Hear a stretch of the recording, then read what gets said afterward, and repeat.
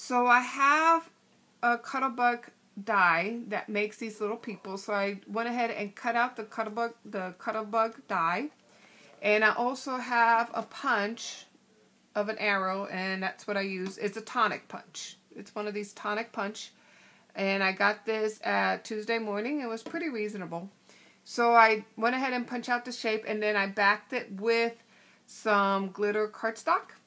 And I also stitched around in order to, and then to cover my beginning and end of my stitch line, I went ahead and used photo corners, which my Martha Stewart photo corner punch.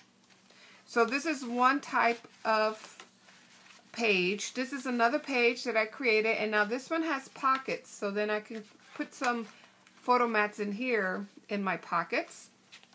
And then this is just a simple other page. So you're just gonna kind of cut different shapes and sizes. Like this one, it's 8 by, I believe, less than 6.5. I think 8 by 5. And then this is just, I took a transparency and I die cut it. So I don't know if you can see that, but I went ahead and die cut some forms on there, and my intention is to see. You can see it there. My intention is to, as when I decorate it, I'm going to put some pattern paper behind the die cuts, and that's going to look pretty nice. Here's another page. Now this page, I use my Cricut and my shortcuts a lot, and I cut out a film strip here, and I backed it with glitter paper. And then I went ahead and cut Life in Pictures, and I backed that with some regular paper. This is a vellum that I folded. I folded in half, and then I cut out these little pockets on the vellum. This is another pocket that I created. I created a pocket here for my tag, and then I cut out this shape with my Fiskars die cutter. Here I created some photo sleeves, as you can, so I can insert my photos there, insert another photo up there, and then I'm going to embellish that. And then my last page is just another one that I put it to the Cricut, and I cut out these shapes, and then I backed it up with some pattern paper, or some, just not pattern paper, but I backed it out with cardstock. So you can do this the same thing. You can use a die cut, any kind of die cut. If you don't have a die cut machine, you can use any punch also and back it up. And because I'm using, now this is the Western paper from Die Cut with a View. The back of the paper, as you can see here, now these were pages that I cut out that I'm not going to use, but it's white, so you gotta back it with another piece of cardstock so that way you're not seeing the white of your paper. If you have double-sided paper, it actually will work well too. So I'm gonna go ahead and adhere all this together. So I want to make sure I put everything aligned. Okay, and then I'm gonna use a piercer, and I'm going to pierce my line, and I'm going to use a piercing mat, and I'm going to go ahead and start piercing my lines. So I just put 4. So now I'm going to take, now that I have pierced it all the way through, I'm going to go into my 1/8 of an inch Big Bite, and I'm going to punch them out.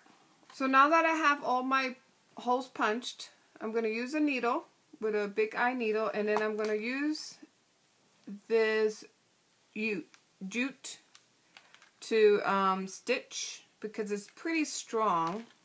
So I want to make sure that my binding is going to hold up. And I'm just going to use, let's see, I'm going to go ahead and make sure I double it up. So I'm going to double it up,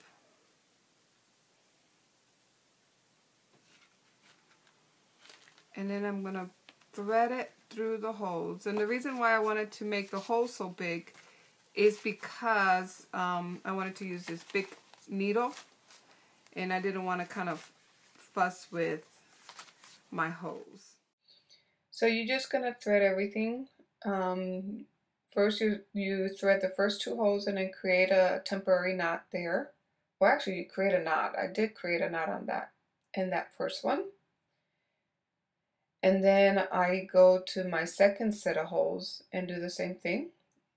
Create another knot. And then I join those 2, all the tails together. So I take them and I join all the tails together with a bigger knot.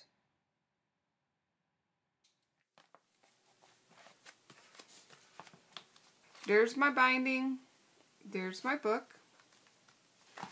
So, and then that will fit in here.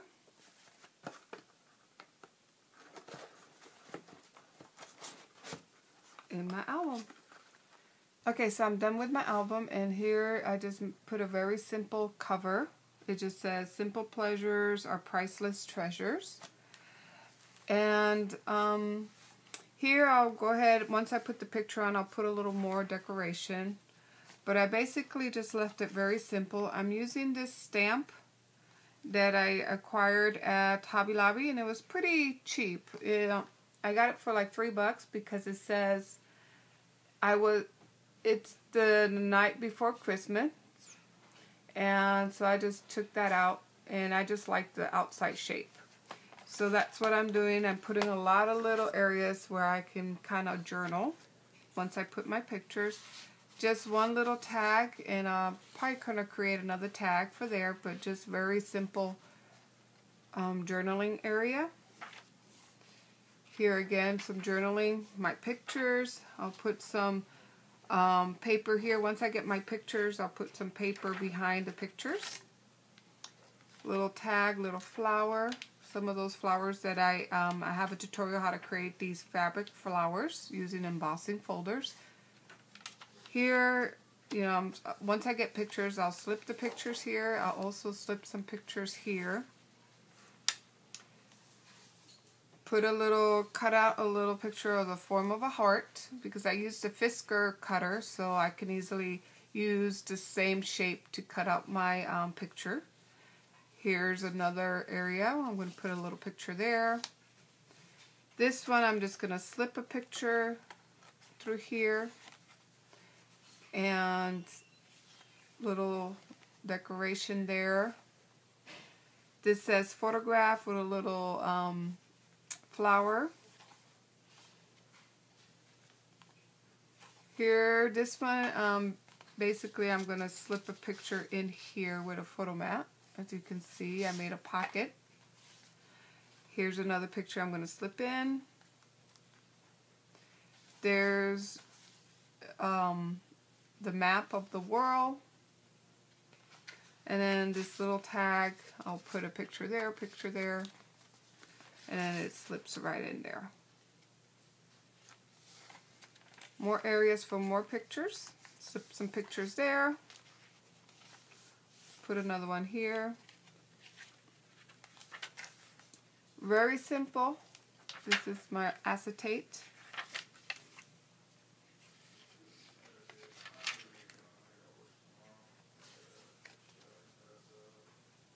And that's pretty much it. So this whole thing fits nicely in my album or in my box. And there's my album. So I hope you liked this tutorial and come back to see me for some more. Thank you for watching. Bye now.